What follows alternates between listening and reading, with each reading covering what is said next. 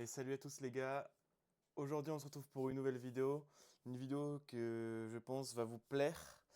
On va parler de s'il est plus intéressant d'investir dans des items scellés que par exemple sur des cartes Pokémon. C'est une question qui est assez intéressante parce que des personnes parfois hésitent entre soit acheter des items scellés, soit des cartes. Et c'est parfois difficile de trouver vraiment une réponse. Et donc moi je vais essayer de vous éclairer à ce sujet. Donc il faut savoir que pour moi, il est plus intéressant aujourd'hui d'acheter des items scellés qu'acheter des cartes Pokémon. Je m'explique. Ça dépend premièrement de ce que vous souhaitez faire. Si vous aimez juste la collection et les cartes Pokémon, peut-être que vous préférez les cartes. Mais en tout cas, si vous souhaitez gagner de l'argent plutôt rapidement avec Pokémon, je ne pense pas que ce soit la meilleure des solutions.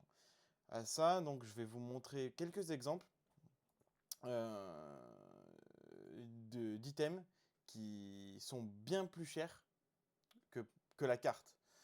Donc, on va prendre l'exemple d'une display Évolution Céleste. Donc, on voit qu'aujourd'hui, elles se vendent aux alentours des 1000 et 1200 euros.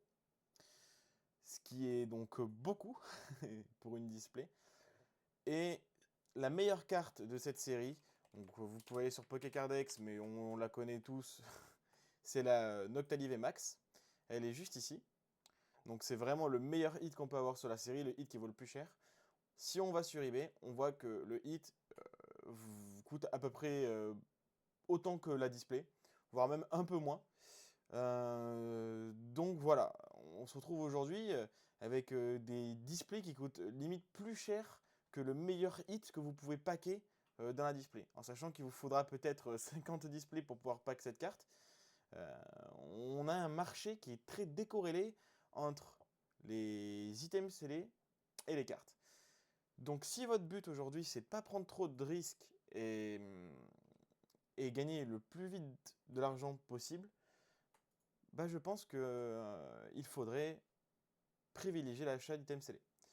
Je vais vous donner un autre exemple. Par exemple, on peut prendre le cas de Reine de Glace. Donc dans Reine de Glace, le meilleur hit que vous pouvez trouver, enfin en tout cas selon moi le meilleur hit, euh, en tout cas le plus cher, ça serait donc la carte Zeraora. Où est-elle? Elle est là. La carte Zeraora.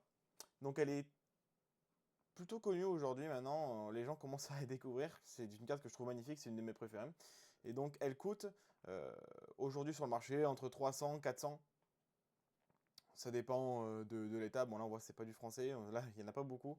Et elle est à 380 affichée, on va voir en vente vendue. Voilà. Donc on a eu des ventes à 200 euros. Donc ça c'est de l'anglais, il n'y a pas beaucoup de ventes. Mais ouais, donc généralement quand il y en a, elles sont autour des 200, 300 euros, voilà, elles sont dans ces eaux-là. Et si on regarde la display Reine de Glace, aujourd'hui on est sur des displays Reine de Glace entre 300 et 400 euros, donc ce qui est limite plus cher que la carte, alors que la carte est bien plus difficile à packer.